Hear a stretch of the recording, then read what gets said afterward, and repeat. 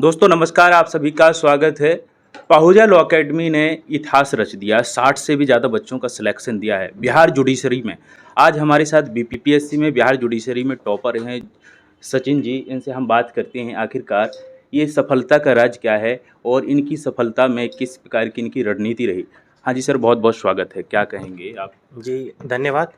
देखिए, सफलता तो एक दिन की होती नहीं। जी आपको जो भी एग्ज़ाम है, जिस चीज़ की तैयारी कर रहे हैं, उस एग्ज़ाम के नेचर को समझना, जी उस एग्ज़ाम में क्या-क्या रिक्वायरमेंट्स है उसको फुलफ़िल करना, जी और आप अगर किसी कोचिंग इंस्टीट्यूट से अगर जुड़े हैं, जी तो उनके गाइडेंस को फ़ॉलो करना, जी। ये सब चीज़ें ही आपको एक दिन रिज़ल्ट में आपका नाम दिखाती हैं। अच्छा, क्या रणनीति थी सर तैयारी की आपकी? कब से आप तैयारी में थे और कोचिंग्स का कितना बड़ा रोल? 2021 के ग्रेजुएशन के बाद मैं तैयारी में ही था। बिहार जुडिशरी में ये मेरा पहला ही अटेम्प्ट था। बिहार जुडिशरी के लिए ये रिक्वायर्ड है कि जो उसका सिलेबस है, जो उसके प्रीवियस ईयर क्वेश्चंस है, आप उसके लिए वेल वेल गो थ्रू होने चाहिए। जी कोचिंग की जैसे आप ज़रूरत बताएँ, अगर जी कोचिंग जैसे आप कोच पहुजा लॉ अकेडमी बता रहा था कि इसमें आपके बाइफरकेशंस के फ्लो चार्ट्स हैं, year wise, topic wise questions के, ये काफ़ी मुझे अट्रैक्टिव लगा। ये इसीलिए लगा क्योंकि जो एग्ज़ाम की रिक्वायरमेंट है वो वही है। आप आप किसी एग्ज़ाम को अगर समझना चाहते हैं, तो जी उस एग्ज़ाम को समझने का मतलब यही कि एग्ज़ाम में आता क्या है? अगर ये चीज़ आपके थाली में परोस के दिया जाए कि ये चीज़ें ज़रूरत है जो आपको करनी है, तो this is the easiest method to do to target any competitive examination. जी। प्री मेंस, इसके प्री के साथ में मेंस की तैयारी या अलग से फिर बाद में मेंस की तैयारी कैसे आपने क्या की?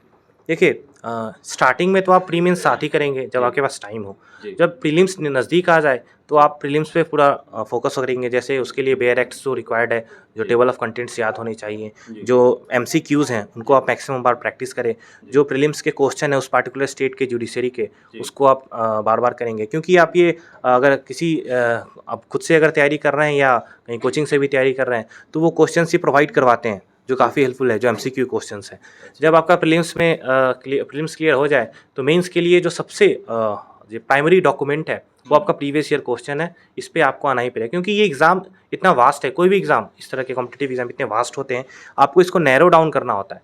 अगर आप उसको नैरो डाउन करेंगे तभी उसको टारगेट कर पाएँगे। तो वो जो नैरो डाउन करने में आपका मदद करेगा, वो पहुँचा लॉ अकेडमी के पास ऑलरेडी है, वो बाइफरकेशंस वाले topic wise what is required in any particular state judiciary examination. अच्छा, स्टडी मटेरियल की बात करें, क्या पीएलए की स्टडी मटेरियल में क्या खास लगा आपको? क्या बेहतर देखा है मार्केट से?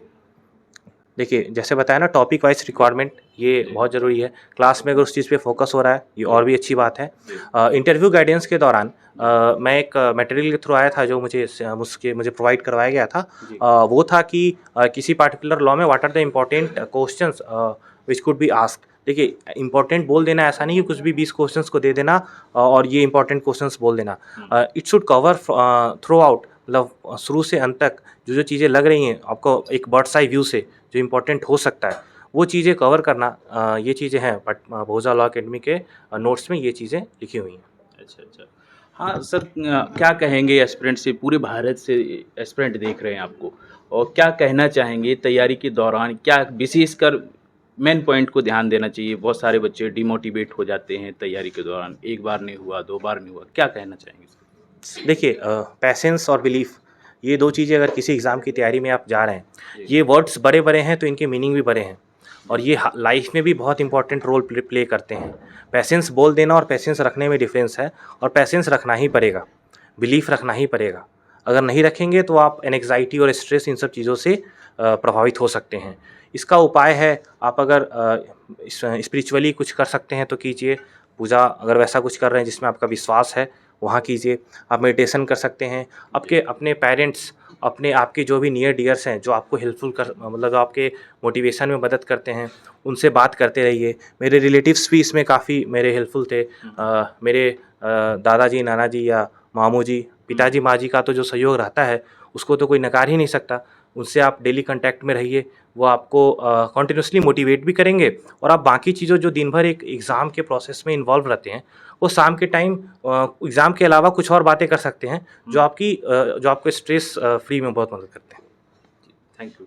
तो दोस्तों देख सकते हैं कि पीएलए ने अभी जिस प्रकार से रिजल्ट दिया है, टॉपर्स लगातार आ रहे हैं। आज सचिन जी आए हैं, बहुत-बहुत बधाइयाँ इनके लिए। ऐसे ही हर साल रिजल्ट आते हैं। आज जो रिजल्ट में बढ़ोतरी देखी गई, 2024 में। इसके बाद 2025 में टारगेट है 100+ बच्चों को सिलेक्ट करना, तो ये बहुत बड़ी बात हो जाती है। लगातार 2 सालों से 400 से ज़्यादा बच्चों ने सिलेक्शन लिया है। ये भारत में नाम किया है पीएलए ने, पाहुजा लॉ अकेडमी ने नाम किया है रिजल्ट के द्वारा, काम के द्वारा। इसीलिए आप आइएगा, ज़्यादा से ज़्यादा ऐसे बच्चे जो डेमो लेके आएँ यहाँ पर, डेमो के बाद सेटिस्फाई हों तभी यहाँ पे। मैं ये नहीं कह रहा हूँ कि एडमिशन ले, लेकिन जो रिजल्ट कहता है वो बोलता भी है। हाँ जी सर, अंतिम मैसेज सभी एस्पिरेंट ऑफलाइन भी देख रहे हैं, ऑनलाइन भी देख रहे हैं, क्या कहेंगे आप? देखिए यही है, प्रोसेस है, प्रोसेस में बिलीफ रखना ही पड़ेगा, क्योंकि वही प्रोसेस है जिससे आप इन रिजल्ट तक पहुँचेंगे। अगर इस प्रोसेस में जो भी आपके लिए हेल्पफुल है उनके लिए धन्यवाद रहिए, आपके पेरेंट्स हो, आपके टीचर्स हों, जहाँ से भी आप एसोसिएटेड हों, बिकॉज इन आइदर इनडायरेक्टली और इनडायरेक्टली दे हेल्प यू। और दूसरा, बिलीफ रखिए, अगर आप ईमानदारी से तैयारी कर रहे हैं तो you can expect that in that particular in any particular examination you will expect a good result.